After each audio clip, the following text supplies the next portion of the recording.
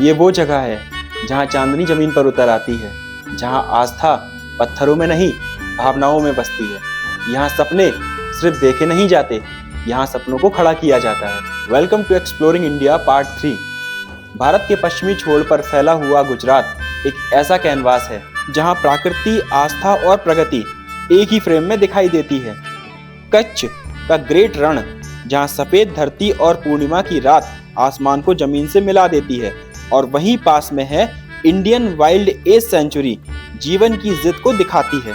वहीं नर्मदा के किनारे स्टैच्यू ऑफ यूनिटी, जो सिर्फ ऊंचाई में नहीं सोच में भी सबसे आगे खड़ी है। सोमनाथ की लहरों के बीच आस्था अडिग रहती है, और द्वारका में कृष्ण की कहानी आज भी सांस लेती है। गांधीनगर का अक्षरधाम संस्कृति को भव्यता में ढालता है, जबकि साबरमती आश्रम सादगी की ताकत सिखाता है।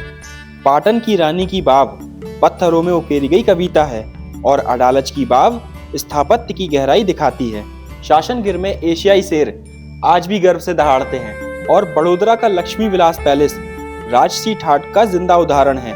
अहमदाबाद की विरासत, सूरत की रफ्तार और गुजरात की उद्यमशील सोच सब मिलकर इसे अलग बनाते हैं। और जब बात गुजरात की हो तो स्वाद को पीछे कैसे छोड़ा जा सकता है। यहाँ का खान पान सिर्फ पेट नहीं भरता, संस्कृति भी परोसता है। थाली में खट्टा, मीठा, तीखा तीनों का संतुलन गुजराती सोच को दर्शाता है। ढोकला सुबह की सादगी है तो थेपला सफर का साथी है। फाफड़ा जलेबी त्योहारों की पहचान है, और उंधियू सर्दियों में घर जैसा एहसास देता है।